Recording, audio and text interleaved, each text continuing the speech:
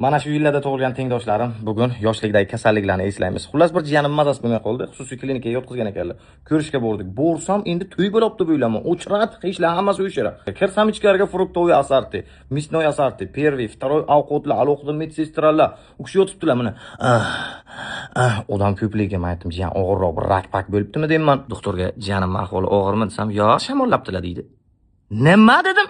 Shamollashdi klinika. Men 23 yoshimga bildim shamollashdi kasalligi ekanligini. Men ungacha borku, men tabiat hodisasi bu shamollashdi deb o'ylardim. Chunki har 10 kunga shamollardik-da, eslab bilasizmi? Oqsuvni ichaydik, ustimiz yupqa yuraydik, svet gaz yo'g'ida shamollardik, hech tabiiy bu. Hamma bilan meni ko'zim dasturxonga shunaqa yegilarim kelyapti, ana fruktoviy asartini o'ziga. Bironta O'zbekistonning mevasi yo'q, hamma allambalo patoloqchalik mevalar. Ana u sakalti jiyanim yemayapti-da. Oldilar, deydi, onasini emsin. Men yoshligimga banan yeyish uchun yaxtay 2 baklashga suv ichib tomog'imni o'zim qasddan og'ritganman. O'zim butun ananaslar turibdi-da. Ananasni men operatsiya bo'lgan paytim bir kusokcha kesib berganlar. Qolganini olib qo'yganlar, yangi yilga yeymiz deb. Hatto iyul edi u payt. Mango degan mevalar turibdi.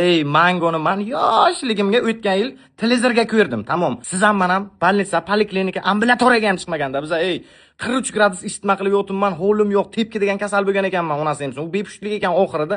Navkor nador olganman. Prosta exact qamir hamsiyamizga borib teptirtirganlar onasi ham. Jan bananni o'g'lab keling yeymiz.